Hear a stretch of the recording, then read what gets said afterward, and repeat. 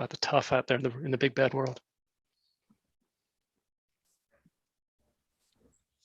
I think it makes you look softer, Matt. Oh no, don't say that.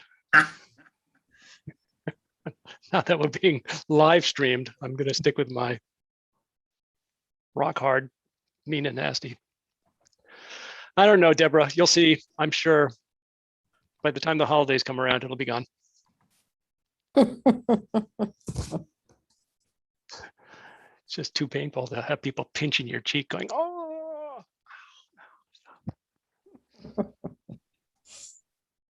Okay. So Ms. Hall, it looks like we have a fairly short, succinct We program do. for tonight. Yep. And as I've said, I have to beg off at 5:30. I have to do that this time and next time, given I have a conflict at 6. Absolutely. Thank you for sharing that. And Denise, do you want to kind of just take the reins if we're still going at that point for tonight, and I'll do the next one? Oh, I wasn't prepared for that, but I don't know if there's a lot of preparation that's involved. I don't think there's a lot of preparation, but remember I told you guys that I was going to have to do this. yeah, Okay. no, it's not. No, it's okay, Denise. No, because I'm happy to do it. We'll just do-si-do. Yes. Yeah. In that case, Yeah, I'm happy to. Okay. Happy to. I didn't know again. Yeah. Happy. Yeah, you Hello. seem very happy. Thank you for going to the Knox County and a couple of kind words. Yeah, I mean, that's how they should have behaved from the beginning. The mystery was why they. Well, I won't go any further. Okay. You guys, it's 5 o'clock, and I'm sure some people will be coming in little by little. So why don't we just go ahead and get started, though? All right. Okay. I was just changing around my view here so I can see everybody. Yeah. Okay, so let's call the meeting to order at actually 5:01, and I think we all know who one another is. Don't have anybody new. Welcome, everybody. Attached are the draft minutes. Did everybody get a chance to read those and believe that they are fairly accurate in terms of what we discussed last time? Yes. Yes. Great. So as you know, we're very casual here since we're not an official entity, but if somebody would like to make a motion in a second, that would be great. I'll make a motion. We approve the minutes. Mark, thank you. Second, Who Mr. Chair. seconded? that's me. Jeremy Martin, second. Jeremy, okay. And all in favor, you can just raise your hand because we're not an official entity. Okay, any objections? Speak now or forever hold your peace. Okay, Excellent. great. So moving into our report, as Denise and Matt were just talking about, the first item is the Knox County update. So Denise, since you've been most involved in this, would you like to give that update? Yeah, I mean, the sort of breaking news is Knox County at their commissioners meeting yesterday at 2 read an open letter, which on their agenda was described as an open letter to the municipalities, but when they read it, it was to Knox County residents. I haven't seen a physical copy of it, but listened to it being read. And it basically says they're going to do a reset on how they handle the ARPA money. It's going to go, it'll be handled by the budget committee. They have already spent, by my calculations, it's around $500,000 on premium pay for employees that they've already authorized. And they stated in the letter that that was appropriate, allowable under ARPA. So that money is already spent and will be continued to be spent through the end of this year. But after that, everything goes to the budget committee, or at this point, it goes to the budget committee. The sticker is that the budget committee has already finished, and last night they approved the 2022 budget. So the question is, will they have the option? I don't know what that looks like, but they indicated in the letter they have the option of amending the 2022 budget to manage this money, or to wait until 2023, the 2023 budget, which would be a process they would begin late next year to incorporate the ARPA money. So that remains to be seen how that will be done. I did not listen to the budget committee meeting last night, so I don't know if that was addressed at that point. But I think from our perspective, we're no worse off. It sort of undoes their rejection of our request for money. What the budget committee will do with all of these applications, I guess, is the big question. There is an article in Village Soup about that today. You there can is. find that online. And they said in there that the bonuses that they paid out total about $411,000.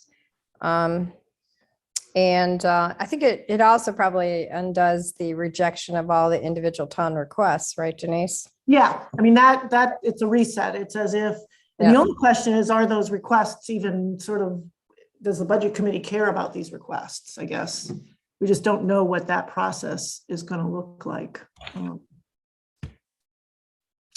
So, and I guess I didn't have a chance to read the Village Soup article, but I guess it didn't touch on that question. No, but it was, I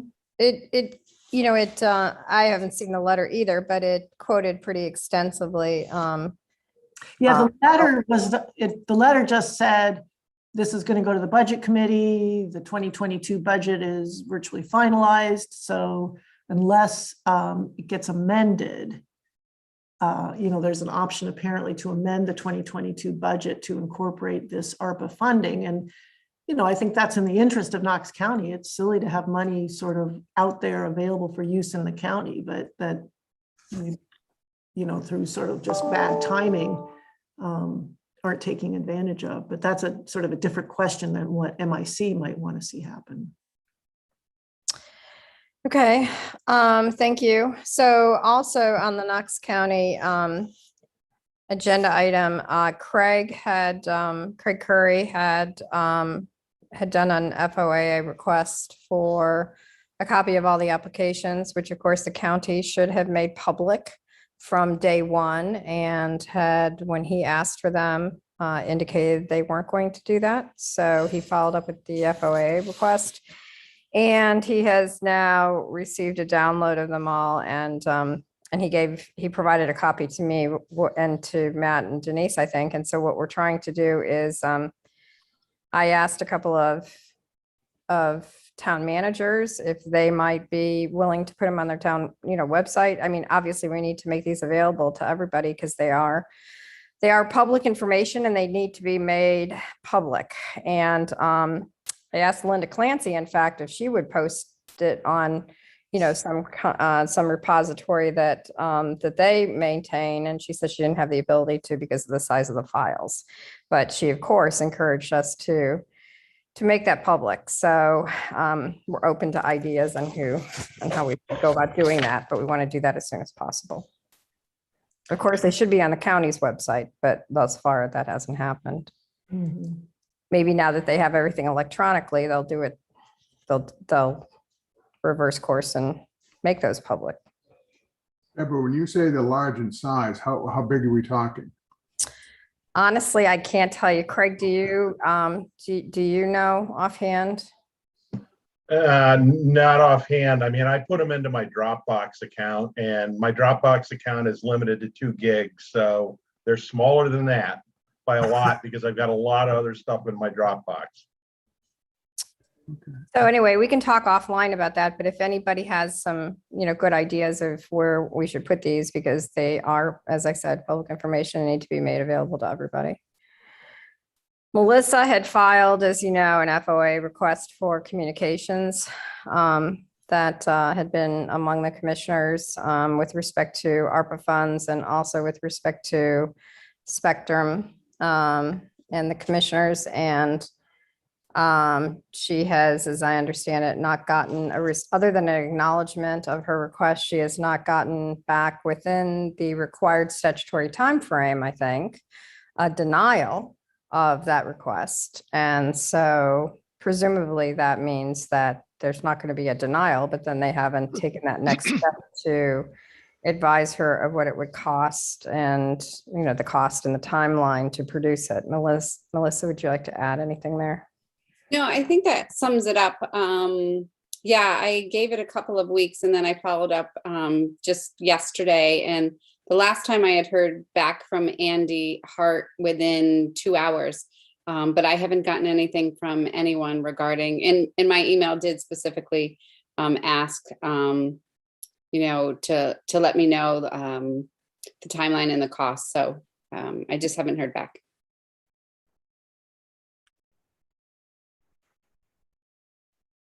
Deborah, you're muted. Thank you for that update and for that important piece of information, Denise.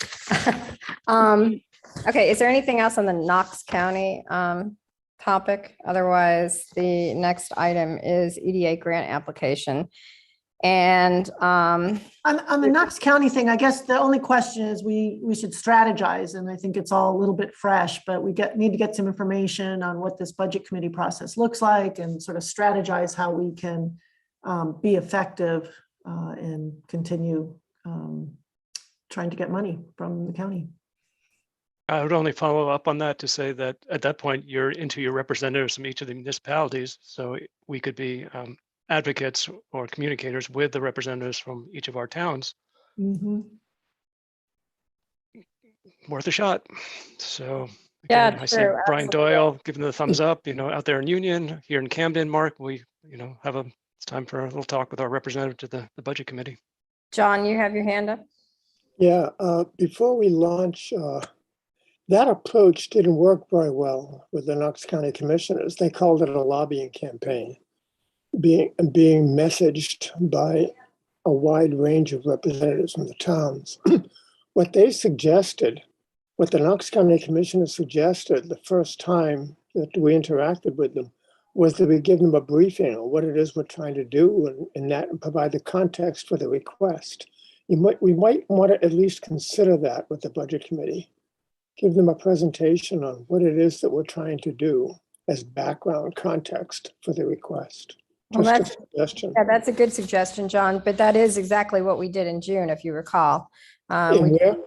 In June, we did a presentation at their invitation. We did a presentation of about 8 or 9 different representatives of the towns. Each of them were municipal officials, and except for Cliff, who is a physician, and he took, for example, the telemedicine, somebody took telehealth, and et cetera. And we did a presentation for the Knox County Commissioners in June, a very respectful, professional PowerPoint presentation in which we did explain exactly what we were trying to do. So we did do that. They just, they gloss over that, but that's what was done. That wasn't the budget committee, was it, Deborah? No, that was the commissioners. I think that's what John referred. I think maybe just doing something either maybe similar to that or smaller, just to the budget committee. And Yeah. just, No, I think John's suggestion is a good one. I'm just responding to the suggestion that they were saying that we should have done that and suggesting we didn't do that. And I'm just setting the record straight that we did do that. But I agree, John, that I do think also that, Denise has been really good. And I'm not suggesting that Denise is the only one, but she's been really good about going out and talking, for example, to Sharon Pullman. She spent a couple of hours on the phone with her and went through everything in detail in terms of, the arguments about broadband and what we were trying to do specifically, which of course, anybody looking at the application is going to see what we're trying to do. And so those kinds of pick up the phone and call your person who's your representative on the budget committee is a great place to start, as Matt was suggesting. Yeah, and I think we need to find out more information about what the process looks like to get the budget amended. What is that? Is that a request we might make to them that they amend the budget to include this money? We just have to learn more about the process that is ahead of us. Just a point of information about the budget, the Knox County budget process. It is not over yet. So what they do is Andy Hart and the department heads all submit their budgets to the commissioners, who then review them That's been done. But then they split up meetings, and they've got another one, I know, November 18th, where by department, and they do about 3 or 4 or 5 departments per night. So last night there were 4 or 5 departments. I can't tell you which ones they were. And then at the end of this process, like late November, early December, the budget committee then votes on the entire budget, as do the commissioners. And I think there is like a December 16th meeting that is the next opportunity for public comment on the budget. Okay, I know there's a November 18th meeting only because I was supposed to go for Knox Lincoln County Extension, which I'm on that board, and I politely declined. I didn't think it was very good for their chances of getting money. But there is one on the 18th, and you might be right, there's another one in December. They've got these scheduled out where they're doing, department by department. Yeah, that's a good point, Craig, because I think the letter basically said we're done with 2022 for the budget, but you're correct that they're not. So again, we'll have to figure out what the right. But I agree with you, Denise. I don't know what the process of amending the budget looks like, because these wouldn't fit, our request or any of the town's requests wouldn't fit into any of the department budgets that they're reviewing right now. Right. And this is basically, if the county budget is around 14 million, this is half again as much. So wouldn't it make sense for one or more town managers to follow up with the budget committee or somebody to find out, or with our budget representatives, find out what the process is? I'd offer to ask John Duke, but then that would mean talking to his dad at some night. Yeah, that's a conflict there, and that's something that's going to have to be dealt with. I mean, obviously, Bob Duke should not be deciding on a issue having to do with Rockport. I don't think so. Yeah. That's another separate issue, I think. But somebody a town manager, I think, needs to follow up with the budget committee to see where they stand. I mean, we as an individual, we didn't submit an application. Rockport obviously did, but perhaps isn't Audra on the executive committee or something? What group is that? Denise, you and Audra are on some. For McCad. Oh, for McCad. Sorry. Yeah, right. Well, we can ask Matt, maybe see if Audra would be willing to just find out what amending the budget would look like, how the budget committee intends to handle this, because it's right. Matt, why don't you and I discuss? Great. That would be great. Yeah, well, we can catch up tomorrow, Mark. Let's do it. Okay. Yeah, and let us know so we know what the process is, and then we can, And Craig Curry, do you want to be part of that kind of initial inquiry? Does that interest you, Mr. Curry? Yes, that's fine. I'm happy to have Lisa, our town clerk, if that's the appropriate person, because we did submit Cushing submitted 3 different grant applications. So, I mean, I think a lot of towns would be interested to know how the process is going to work. Yeah, good point. absolutely. Okay. All right. So Mark and I will get started, and Craig, I'll loop you in, in the next 48 hours as we start to move forward. And we don't want to lose sight of the fact that, some of the towns submitted requests for broadband funding directly from the towns. And, and those were all helpful items, that even if Midcoast Internet doesn't see anything, or I'm sorry, if Rockport doesn't see anything, some of the other towns might. So we'll see. Okay, so EDA grant application process. Do we have, there's really not anything new on that from my perspective. I don't think I'm forgetting anything. Am I, Matt or Denise? No, I think we're in a holding pattern on that. Still trying to explore ways that we could come up with something that would be acceptable to EDA. We haven't given up on that completely, but it's kind of tough.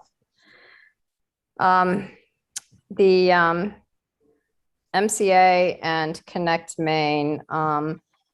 Again, Denise, you've been more active in that. Do you want to say a few words about it? What was that, Deborah? I'm sorry, I was scrolling through. MCA and Connect Maine, Matt or Denise? Oh, yeah. At the state level, there's just a lot for them to sort out.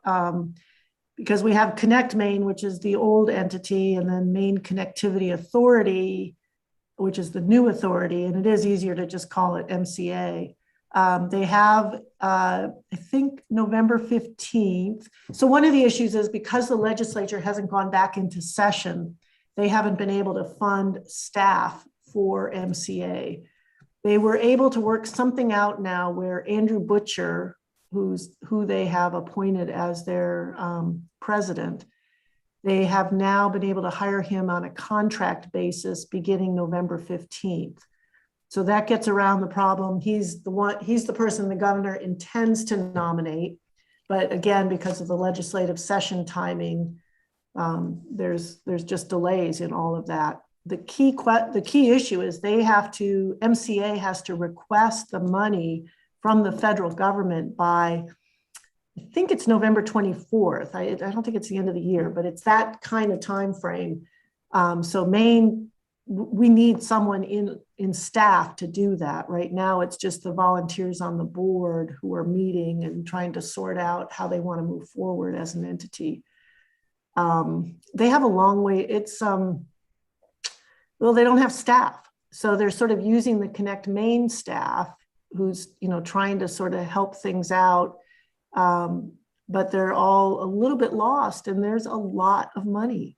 This is $128 million. And it's a little scary that Maine, with the best intentions of creating this new authority, but by doing that, they basically hamstrung because they didn't finish the job, the legislature. So everybody's sort of in this holding pattern of really being able to hit the ground running. And I'll just share my own personal concern is because of that, I'm just very worried that the incumbent providers are going to take the money and run, and there won't be any time to interact with these communities who have all these opportunities and ways to fund grants. But I don't want to be too much of a downer yet, but they're not off to a great start. And it's very concerning. Sorry, Denise, there was, that we have the gigabit fund that was supposed to be beefed up through that legislation. And so is there any talk about placing any of these funds in the gigabit fund? That way it would be for municipal builds. Yeah, there's something I just read about that made it look like that's not going to be much of a solution for us anyway. Of course not. Of course not, right. Well, it should be if it's in the gigabit fund because we qualify in the gigabit fund in that legislative language. No, there's some language that really hurts us. So I don't have my. Okay, well, I'd be interested in seeing that because we were on top of that and submitted testimony, and the language that I saw does support us. So yeah, and there's language that doesn't, or if there's an interpretation of that language that somebody thinks it doesn't, then we need to, correct that. So you and I should talk about that offline. Yeah, I think the one encouraging thing at one of the last CMA meetings is Tim, who is the head of the board, indicated they've got all the telecom groups want to come to their meetings and present, and they've been holding them off. And he said, I really think we need to maintain a level playing field. So we're not going to have these people come to our meetings. We're not ready for that sort of input. But it does tell me that there's a lot of, and that's where this concern I have, that until we can get our community broadband statewide group really, at the table, the money's going to go to these private providers, for-profit. Hey, Denise, have you been reaching out to folks in other broadband? You just said community-wide broadband or statewide broadband group.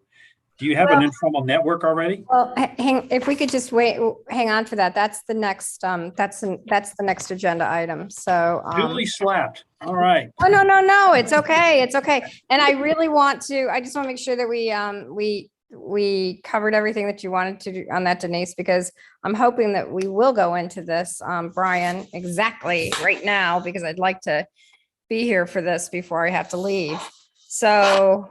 And just before we jump on, yeah. I would just say to everybody here, So the Monday was the executive committee session for the MCA, which I listened in on. Today was the presentation to the main chamber of commerce. It is recorded. I would invite you to listen to that in terms of what we're hearing in terms of the best laid intentions. There are certainly some folks who think that community broadband is a viable option.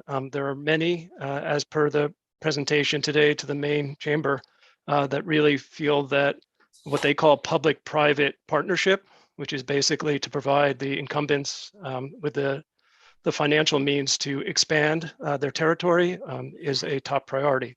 So that was unsettling, but as Denise said, perhaps a reality.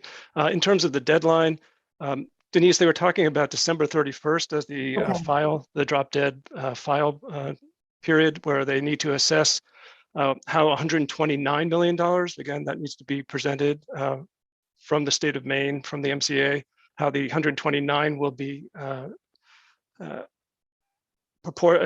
will be, I don't know, it's really interesting because they don't really have a plan. So I don't want to even say, but they do need a plan of how they're going to spend that. And then the conversation today, just so you know, came up about the other $100 million coming from the new IIJA Act that's supposed to be coming to Maine, and how that is ideally suited, again, for public, what they call public-private partnerships.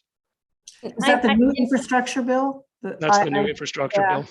You So guys, that came up to, yeah, and I'm just going to, sorry, I'm just going to finish off somehow- with that before you leave. 10 a.m. on Friday is the MCA, is the strategic planning meeting. For any of you who are interested, just give me a holler and I can provide you the link to the MCA strategic planning. It's their first board We meeting on sent it strategic out. planning. We sent it out to the entire group, so everybody has it. Excellent, thank you. Super. Yeah, so Matt and Denise, just before I go, I wanted to say that, again, I think that we need to redefine this public-private partnership as being what we're trying to do.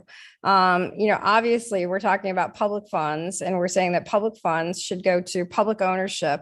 The private part of it comes in the sense that the private, we're hiring private entities to build the networks. We're having private entities provide services without having to expend their own capital in providing that service. That is a public-private partnership. A public-private partnership does not have to be defined by private ownership based on public funds, and that's what's wrong. And I think somehow we need to focus on that and get that redefined somehow in people's minds. So anyway, so I'll get off my soapbox on that. So with respect to Brian, your comments and Denise's about this, the proposed state municipal group. We just haven't had, we did send emails out, as you might recall, an email inquiring about whether or not some municipalities and groups of municipalities would be interested in putting together sort of a state group that is really focused on lobbying some of these issues and based on principles that are probably similar to the principles of this group. And we did get, good positive feedback. Frankly, the only reason we haven't followed up on it is because we have this group, we have the MIDC, we have the feasibility studies, and all this stuff was going on. The legislature, ended their session. And so I guess what I wanted to throw out was the possibility of, does this group feel that they still get value out of this meeting on a monthly basis, or should we be looking at kind of redefining this group in a way that it sort of morphs into the state municipal lobbying group? And it may still have the same participants, but I'm just wondering if maybe we should try to combine it in some other way with the idea that we try to share the tasks. Somebody's responsible for, the MCED meetings, or somebody's responsible for the Knox County meetings, and, and divide up those tasks, but also have a set of principles that those who are members, just like we have guiding principles, that we don't have to constantly, when the legislature is in session or when we're trying to respond to efforts and it's on the fly. Everything's always on the fly. I have to send something out to people to say, do you want to sign on to this or whatever? We want to be able to have a set of principles that everybody agrees to. That's a state lobbying group that we can list these towns or these groups of towns that support, X, Y, and Z, and that we have that. And that we use the leverage of the numbers of municipalities we have in a more effective way. So anyway, just throwing that out. Now that we're at the end of the year and we have one more meeting left in December, it's a good time to we've been doing this for a year, to sort of rethink the future of this group and how it relates to that other group. Does the other group meet, or does it not even exist at this time? It doesn't exist. It's an email list at best. So they're not, like, for instance, my colleague Mia Purcell, she's over in Oxford County. My sense is the Oxford County people are talking to one another because they're advocating, because Mia is connecting them. So Yeah. I'm wondering if there are other models like that they're already convening. So this may not be that much of a lift to get this to try and come together, whether it's monthly. I don't know, but I can certainly push it over to Mia and say, what are your thoughts on this? Because Right. she has her finger on the pulse of what's going on in different parts of the state around broadband. Because Right, we have the Sedgwick folks. when we have sent letters, letters to the legislature or others, we have, we've had the folks in Sedgwick and other places supporting that, or else they have sent letters in addition to our letters, et cetera. So we're trying to, more formalize that so that we can have a letter that goes out that's from a whole bunch of municipalities all over the state. I mean, it does not have to be the Midcoast, and it shouldn't be. I mean, we need to leverage the numbers that we have. Right. Well, and again, what I'll offer to do is I'll reach out to someone that I speak to regularly. She's my supervisor, and say, what's your read on this? Is it working? Yeah. Because she's networked. Yeah, no, I'm with you, Brian. I was trying to agree with you, even though I didn't make that real clear. Yeah. Okay.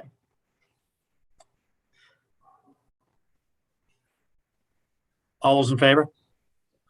I think we have to do that if we're going to have any chance of getting money at the state level. Oh my God. And it's numbers. It's numbers. You need volume, right? It's not just Midcoast. Lobbyists are going to be there in full force and effect. Oh my God, yes. 120 million plus 129 million plus more money coming in. It's going to be a food fight. So we need to get at the table. And, and the principles that we believe in can be as simple as that it's fiber to every home, fiber to every premises, and that you use public funds for public ownership, Yeah. I mean, public infrastructure, publicly owned infrastructure. I mean, I think that's the key, isn't it? Well, part of what I will ask, because I'm not as well read as the folks on the top row here, is the word fiber to each home ever come out in these funding programs to say use the word fiber, or are they saying broadband? Because there is a difference, right? Yeah, well, they usually define it though in such a way like build standards that are 100 over 100, which really only fiber can achieve at this stage. So okay, well, again, I guess I've heard other things from people that I've spoken to about what current technology that is not fiber can be enhanced. And again, I take what I'm being told by people with a grain of salt, because I don't know if these people are well informed. I think they have some good intentions on it. But again, I just throw that out. That's one of the caveats that I'm concerned about, because I've never read the word fiber. I've heard said broadband. Yeah, no, and we use broadband all the time too. So to your point, I mean, it can be broadband because we're already defining the build standard in the state to be 100 over 100. So, I mean, it can be broadband and it's fine. I think it's, to me, it's the public infrastructure, that the publicly owned infrastructure that is, I think, should be the key of this group, of this state group. No question. That differentiates us. Yeah. Yeah. Terrific. Okay, well, we can have some discussions offline and see what we can do to, but I don't know. I mean, I guess I just, we don't know how to have too many groups. I mean, we have to participate in all this stuff. You guys have to participate in stuff. And so, it doesn't make a lot of sense to have too many groups. And so we should think about the value that this group has or not, the current setup. Yeah. So, and it would be great if people, if a lot of the same people participated in that other group, and so we looked very much the same for at least our, towns or groups or whatever. Okay, with that, you If guys, wanted to loop in Danny Sullivan or, right, and Kyle Leathers and exactly. Yeah. Okay. Okay, thanks, you guys. So, Denise and Matt, I leave it luck. to you. I don't think we should name the group, the third party that we've been meeting with on that branding stuff. That's the only suggestion. We should talk about it, but not name who it is publicly. Okay. All right. Thanks, you guys. Take care. Good to see everybody. Good luck with the liver steps. All right. Bye. All right. So Denise, mom is gone. What do we do now that mom's gone? Is it like beer and pretzel? I don't know. What? all right, well, let's just march. Look, I got Steve Colti to smile. So, I mean, that's all. I can leave now. We're all good. All right, so I think we're done with MCA and Connect Maine and just move on to the regional utility update. Yep. And again, any conversations about MIC and MMBC, the idea of dividing these up, folding them together before we move on to the next. Stephen, anything? Melissa? Well, I just, John? I would say one thing, which is one of the things that strikes me from these conversations is, we actually do have representatives in the state legislature who are supposed to be looking out for the public interest. It's not just groups of volunteer citizens like us who occasionally get together, and many of us have other day jobs and stuff, but we elect representatives. And in other situations I've been in, there's been a lot more emphasis on an organized lobbying effort of our representatives than I've seen us do so far. So one thought that I have is, I wish that there was not just us having to sit, having to go to MCA meetings and speak out for the public. We have representatives who should also be speaking up for the public and for the fact that we don't want all of this money to just go to the incumbents who have really created the situation that we are all in. Mm-hmm. So expecting it to be very different if we don't change it is naive. So I just want to raise for discussion, we all come from different towns and different counties, or at least 2 or 3 counties. And we have lots of different representatives for our towns in both the House and the Senate, the main state house. Mm-hmm. And I just think we should think about as a mission for this group, maybe leveraging better than we have our legislators. And we have, worked with Vicky Dudera, just speaking about Vicky, and she's very responsive. And I think that's an excellent idea. I think we could really fire her up over this and get her to speak up. Now, in terms of where the legislature's authority is at this point, they've sort of created MCA and now the money's over at MCA. I guess you could have legislators weighing in on whether they think MCA is doing what they intended. Is that sort of? Well, I think there are several things. First of all, I was struck by the comment you made that they didn't finish the job. Yeah. So I think that's something somebody needs to point out. Mm-hmm.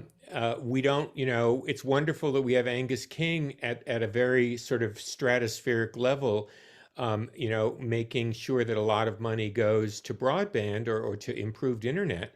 But the fact of the matter is that at the ground level, including specifically in our own state that he represents, we are not well organized either to get our fair share of the money, or even more importantly, in my mind, will be the rules and that govern the distribution of that money. And those are all things that I do think that our representatives in state government should be representing us. So, while we have tried to show up at county commissioners meetings and at town board of selectmen meetings, and pretty much everyone on this call has done some or both of those things, I don't think we've done enough with legislators.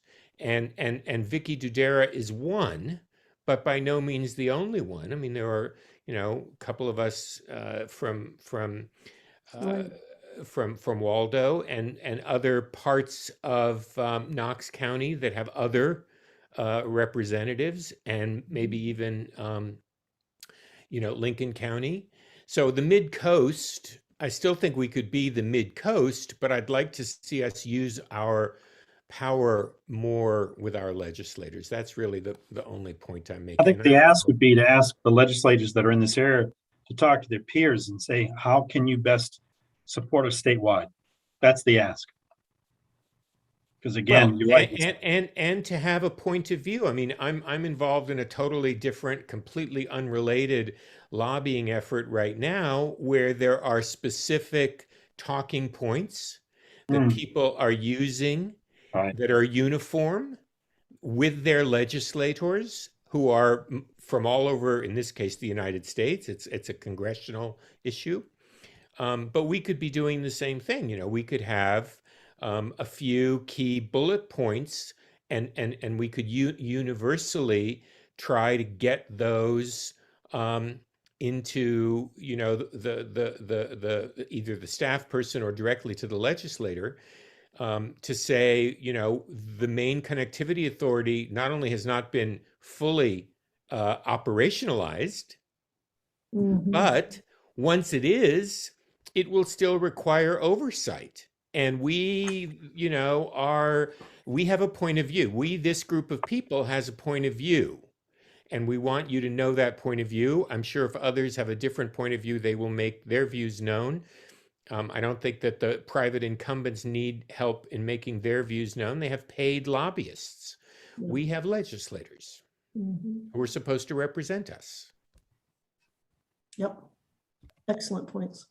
Well, I would put it forward, Stephen, that between now and the next meeting, that we divvy it up and decide who is going to take on each of the legislators to speak with ahead of the next meeting. And I will certainly work with Mark and to talk with Vicky. I'm a huge fan of Ann Matlack down by you, Brian. I would happy to meet with her again. So that's two. We have Ziegler. And I would suggest, Stephen, will you take it upon yourself to grab your team and meet with Mr. Ziegler? And I would go so far as to say, in terms of the talking points, it really is the guiding principles. I mean, you don't need to stray far from those 6 essentials in terms of talking points. Having previously talked with Vicky and with Ann, and also with Mr. Ziegler, those resonated. And they got it pretty quickly. And then it was the basis for the conversation. It was the core of the conversation. And again, Brian, the conversation was with Ann, we didn't stray that far from those cores because we didn't need to. And that was, that really, to your point, Stephen, allowed us to have a clear and concise message that was impactful and allowed them to move forward and communicate better with their peers and with their constituents. In the guiding principles, as Deborah was leaving and emphasizing that what we really want to focus on is the concept that taxpayer money must be used for publicly owned infrastructure, that this money cannot go to private entities who will then control our internet infrastructure. Is that? It's a good message if you're in Vermont. It's a tough message. You need to find something in between. The reality is that there are huge swaths, and this came up today, Stephen, in the Chamber of Commerce discussion. There are huge swaths of this state that are in no position for community broadband. That they feel that the only option is to work with incumbents to expand their territory, to again put this public money towards private use in terms of the pockets of the corporate entities, because we don't have the infrastructure set up to support community broadband around the state. That was the point that was made this morning. Matt? Yes, sir. I have to leave for another meeting, but I will, let's connect tomorrow because I can also talk to Dave Mearmont. Because we just been talking about the representatives and not the senator. So I have a good relationship with Dave, so let's talk about approaching him tomorrow as well. I mean, the one thing I will say is I hear what you're saying, Matt, about the guiding principles. I still would feel a little more comfortable if we had a clear, crisp, enumerated list of talking points of what it is we're trying to do. For example, I'm very interested in subsidies for those who can't afford.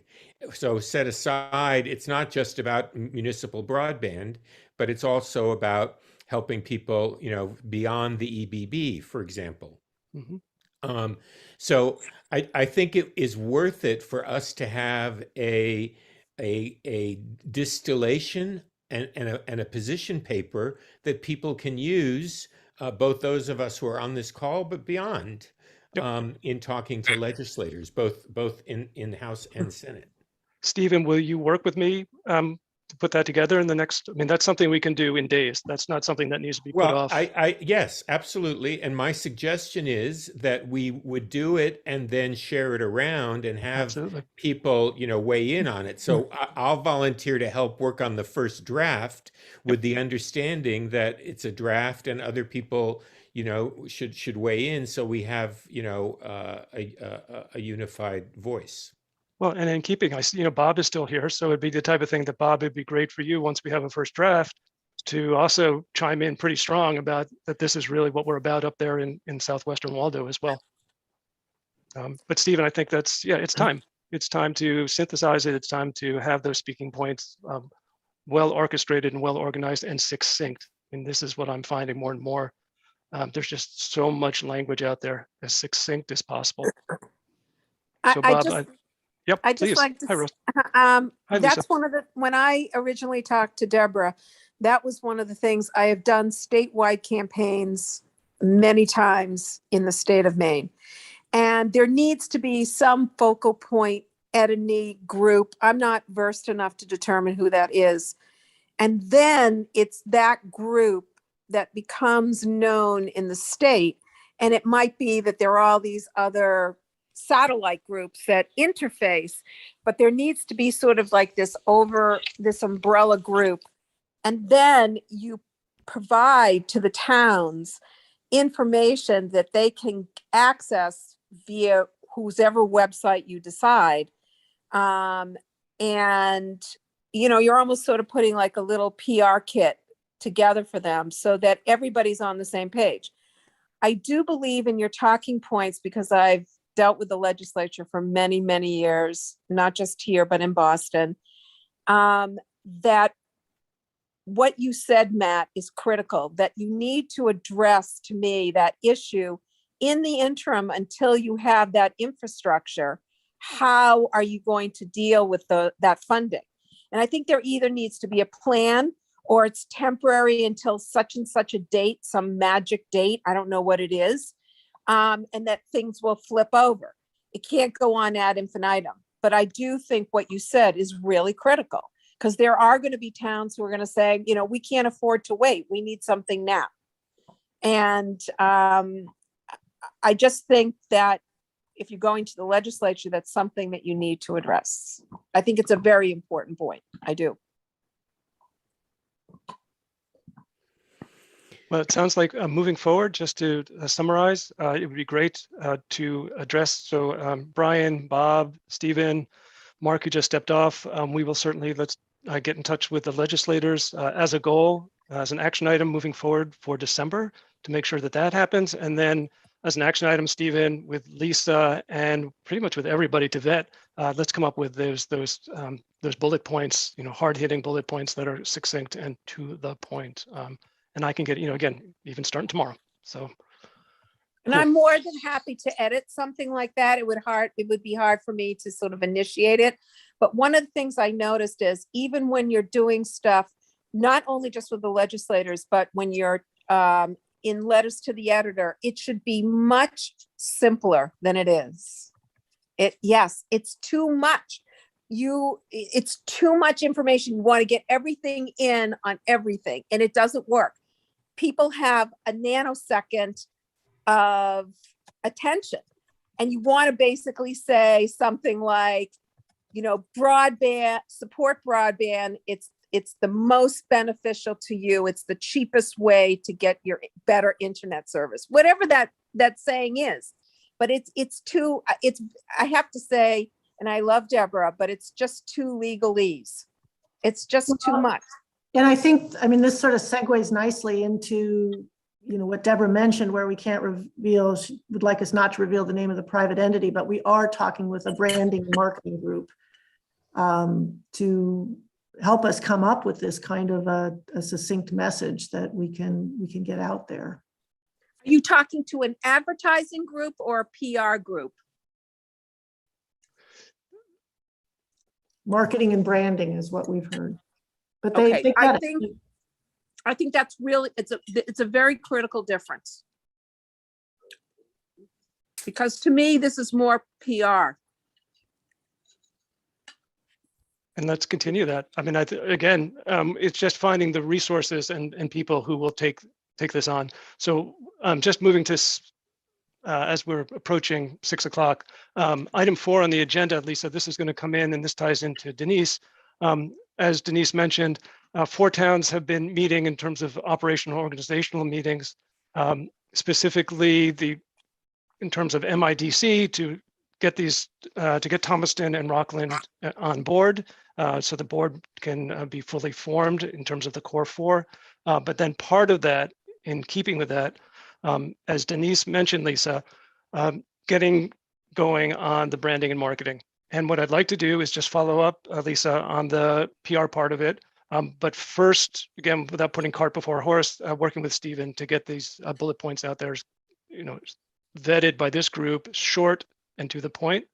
And again, just to follow up, while we're doing marketing and branding in terms of trying to communicate with the communities, in terms of a more general audience, Brian, that we take the opportunity to meet with Anne, Stephen, that you're meeting up there with your representative, and as I said, I'll meet with Mark, with Vicky. Okay. Questions about that in terms of priorities and deadlines and people who we are going to hit up ASAP? Looks good. I'm going to jump to Axiom, number 5 on our agenda. So there's John Gibbons. John, you should be in contact right now with Mark. Has that happened in terms of that preliminary feasibility study coming your way? We received the preliminary study 4 or 5 days ago. Okay. And I haven't got back to Mark on it, but we have some concerns about it. I plan to send an email to you, Deborah, and Denise in the next couple of days asking about those concerns before I get back to Mark. I don't want to say anything more than that in a large meeting. Sounds good. All right. Just want to make sure that the communication started. Again, these are drafts of feasibility studies. So again, there's process involved here. So I just want to make sure, John, that you guys have that. And then Core 4 are meeting next week, just so you know, to go over this as well. Okay. So again, it's process. It's an organic process in terms of revision and trying to make sure that these studies make sense to the communities and that they're serving our needs in terms of providing both a engineering and design basis and also an economic basis for moving forward in specific regions with specific goals and a specific project. Questions about that? Yes, sir. What other small towns have those studies coming? The Axiom study. What other small towns outside the core 4? What other small towns besides Union have those at this studies point, coming? sure. Cushing and South Thomaston just got their check over to Mark. So there's going to be a certain delay coming in terms of South Thomaston. Okay. So Cushing and South Thomaston are still coming, and we expect it to be a while, is that right? Right, because again, we're working through right now the core four as well as Union to keep moving Yeah, forward. okay. Okay. So we're trying to, again, have a system in place where we're rolling it out in a way that allows us to move forward in terms of funding of what we'd call a phase one, at the same time trying to keep everybody informed and moving forward in terms of other communities, namely Union, South Thomaston, and Cushing. Okay. Questions or comments about studies, Axiom? So is that going to be sent to the towns? Like you say, 1116, is it going to be just sent out to, who's going to get it in Thomaston? Who's going to receive it? Right. So again, right now we're working through them before sending them out. But Zell, I mean, again, we've been meeting. We've had town managers representing and also select board members representing at this point, as well as future board of directors, to get everybody, again, trying to bring the core together, making sure people understand what's happening, providing information, disseminating information, making sure the information is accurate before just vomiting it out, Brian, to a public disclosure type of thing. Does that make sense, Brian? Yeah, exactly. So we're going to try and, again, organize it. Questions? John Gibbons, are you good? And we'll talk on the backside. I'll get back to you on that. Okay, sounds good. Project funding is a fascinating concept. I'm just going to not get too into that tonight, except that it is a moving target. And 1 week we're being yelled at by commissioners, and then the next week it's suddenly going to budget committees for reevaluation. Same with MCA. They don't really know what they're doing at this point. Again, that's no disrespect for the group, but they're really just getting up to speed. So there is this whole idea of seed money, how important it is, where it comes from. We've talked about for the last 3 months. It is going to be, again, still pursuing grants while also pursuing private investment in terms of nonprofit in terms of donations towards a nonprofit, angel investing, all of these kind of more from my world, which is in the startup Silicon Valley model, where you're finding people who are investing in this for one reason or another as private investors in some conjunction with public financing as well. Questions about that?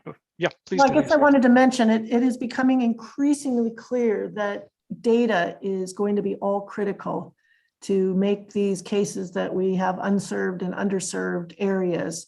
The new priority in the Infrastructure Act is going to be unserved, underserved before anybody else gets any money. And if we're stuck with FCC maps, which fortunately we're not completely in Maine because we have the Maine Broadband Coalition, but if you look at their data, there's just not much in there. And we need to get our residents running those speed tests. We need to be getting that data logged in and mapped. The issue that we have is, to Stephen's point, there's a disconnect between what people think and what is the reality. So this morning on the Maine Chamber of Commerce, I was told that Maine has the finest mapping and the finest data in the country. That might and and Greg, I'm glad your eyebrows went up. I mean, at a certain point, you just get really quiet on some of these Zoom calls. Who mentioned that? Matt, who is the source? Can you say that? Yeah, you can. I'm thinking as a public court. I invite you because numerous people said it without naming names. It is recorded, so it's all on the record from the Maine Chamber of Commerce. It was their discussion from this morning, where again they were Let me not. What do you expect the Chamber of Commerce to say, except for the but that's it. But that is just curious. Never mind. Just curious. I'll find out. No. This is all part as we wrap up for this evening. Lisa, this is all part of the PR and part of controlling the message. People hear the same things over and over: how terrific incumbents are, how they're going to serve the state, how the maps are great. Again, you need to find a way. Lisa, again, this is back to your point of how do you control the message? How do we make sure, Stephen, to your point, that we are on message and that we're communicating that message effectively to the right people? We have not been very good about that. That's a really hard thing to do. The way that we did a lot, and that's one of my concerns about going to somebody who's branding and marketing. Okay, it's a little bit of a flag, but It's probably my bias because I was a PR person, but I just think you have to work from the bottom up and the top down. You have to do it simultaneously. And I can think of, like a clever way where the media can help, where maybe there's a way that you can go to our website, for example, and the public can test their speed. I mean, I'm just putting something out there to get it interactive, to get them to come to your website, to have a link, have Linda Clancy do something, have the TV media do something. Come and test your speed. We want to find out. Now you're going to have all this original data. So Lisa, I'll take that offline. So Maine Broadband Coalition, run by Andrew Butcher down there in Portland with Ms. McCool, they've been running the speed test. So they actually have the data that we are much more interested in than the FCC. So again, we still need more data. I think we just need to get our residents and our members. It's a grassroots campaign. Yeah. Yes, it's a grassroots. That's what I'm saying. You have to work from the bottom up and the top down, because the legislators are going to be pushed by people in their area that want something. So that's why I'm saying it has to be both ways. They need to be educated. It is amazing to me that the chamber people said that. It blows my mind. I don't even know a lot about broadband. And I know because my internet is shitty. So I can't even imagine that they say something like that. It's mind boggling. And I'm in a hotel where it's terrible. And people complain all the time in the Midcoast. So it's just amazing to me. So it's people, Denise is right. People are just uneducated. And the way to do it is stick to the facts. And I think that you could do it for the Midcoast area because, yes, it's important what they're collecting in Portland, but rather than reinventing the wheel, try to figure out what they're doing and apply it to our Midcoast, and at least start there. And then you can also use that data to disprove the FCC maps. Right. It's all about sticking to the facts. When you stick to the facts, to me, you will have a much more successful campaign. Sounds good. Look forward to sticking with the facts and moving forward in the days ahead with this invigorated. Matt, you can just give me a task and I'll do it. That's the way I would love to, and I look forward to taking that offline. Just say to me, Lisa, I'm assigning you to do this, this, and that. I'm very. It sounds like you're back on. You're back on, which sounds fantastic. Okay. Yes. All right, good folks. As we've approached the bewitching hour, I just want to. It'd be great if Lisa. I mean, I think a letter to the editor encouraging people to use the Maine Broadband Coalition website to run a speed test. The significance, the importance here of getting this data logged in and available, I can't overstate it, because the threshold for getting all of the grant money, all of the state money, all of the county ARPA money is this unserved, underserved. And if we'll put it in the Thomaston newsletter. We send out a monthly newsletter. We'll just put it out there. Yeah. What a great way to celebrate the holidays is do a speed test. Show someone you care for them. Do a speed test. Yeah, and when you're frustrated at bad internet, run a speed test right then. So are we, again, in terms of action items, so Brian will do, I mean, again, being very specific, we'll look for Thomaston to put that, let us know what we can do.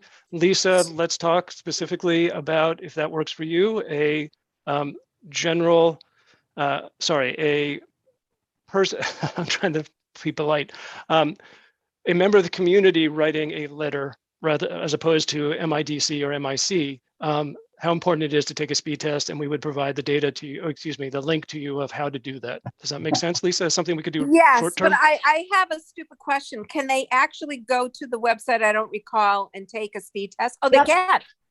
You get, all you have to do is Google Maine Broadband Coalition. Pops up, first thing is speed test. That's all you see. Okay, then I think we have to do something more clever than that. I think it has to be like a little mini campaign. I think you could tie it around the holidays. I haven't thought it out, but it would be like send a gift to your mother and tell her to go take a speed test. It has to be clever. It has to be fun and to get people to do it. And I haven't figured that out, but I will try to figure out with you. Let's And do I that think- in. I was Melissa. just going to say, I think we actually have the main broadband link on the Midcoast Internet website. So it's in I think both you're right. places. So no matter where they go, it's there.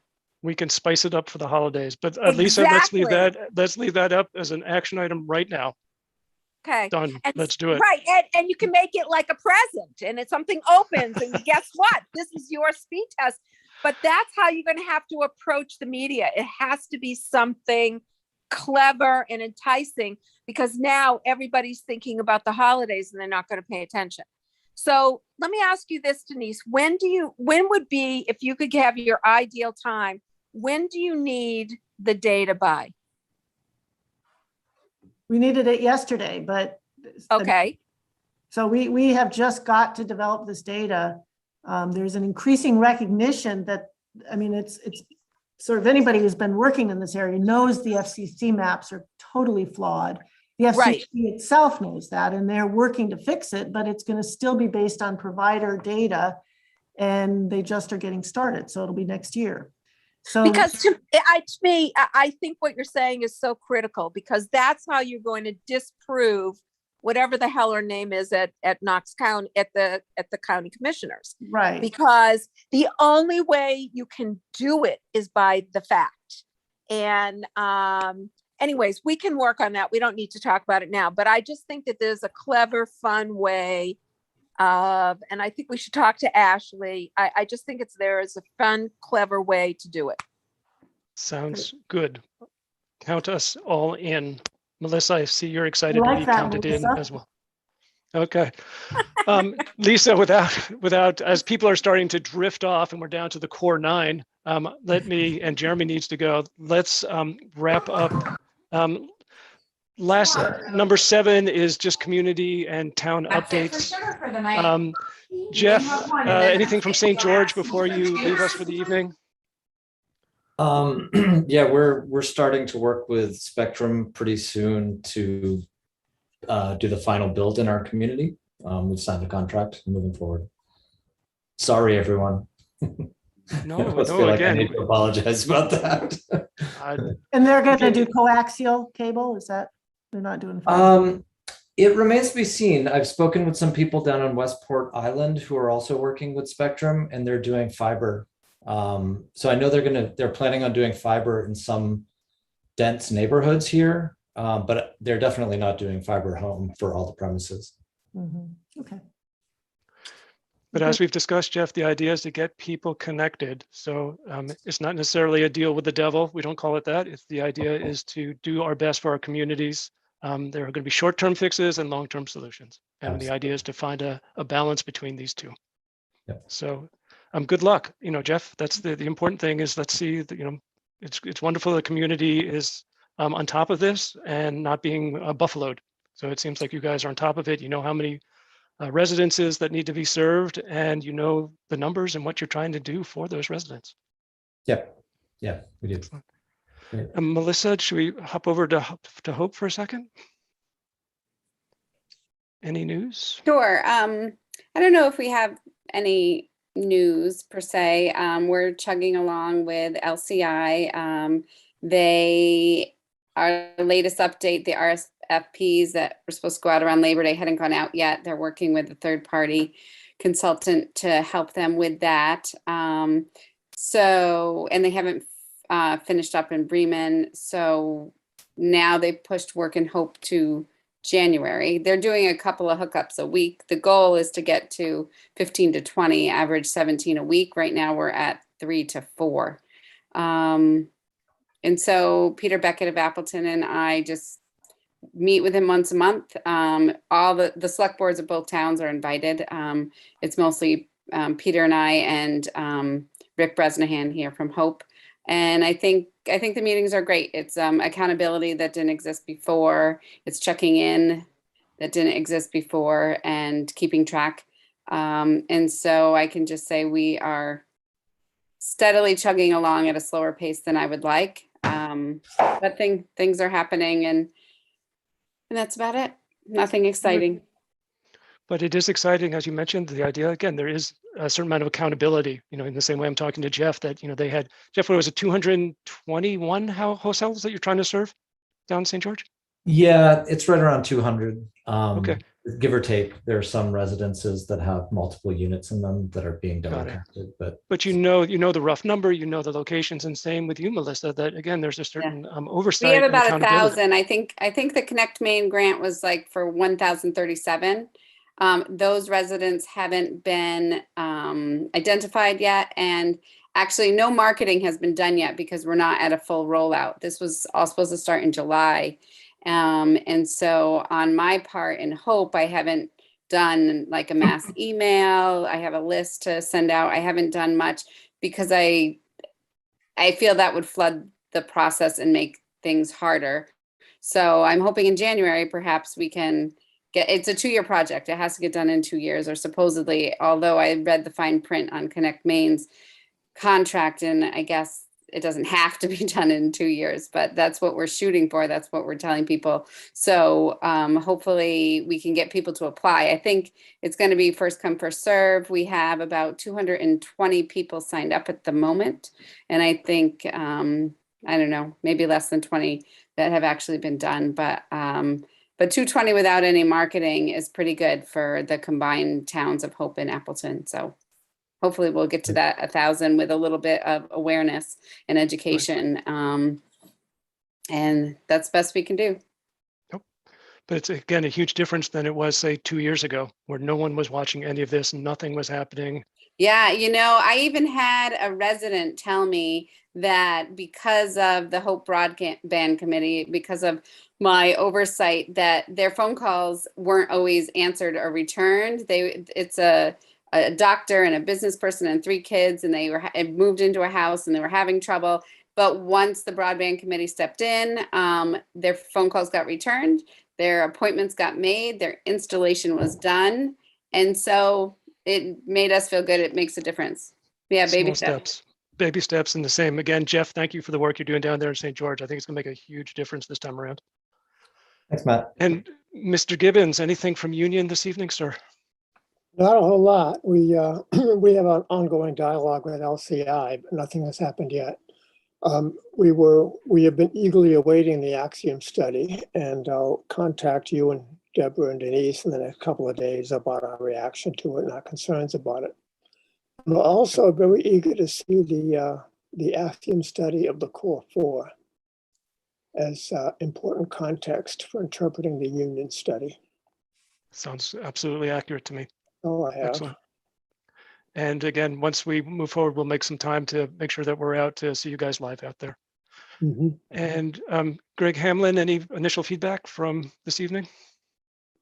No, nothing new to report. I find it interesting that the speeds, I do have Spectrum. At most points, I can get 60 to 70 megabits, but I have a neighbor 2 miles away who's paying for 7 and usually gets 3. So there's quite a disparity. Yeah, your neighbor should log a speed test every time that happens. Welcome to Maine. I'm going to talk to him. I want to get that link. I've done it myself, but I'd like to get that link again, and I'll see that he gets on. Yeah.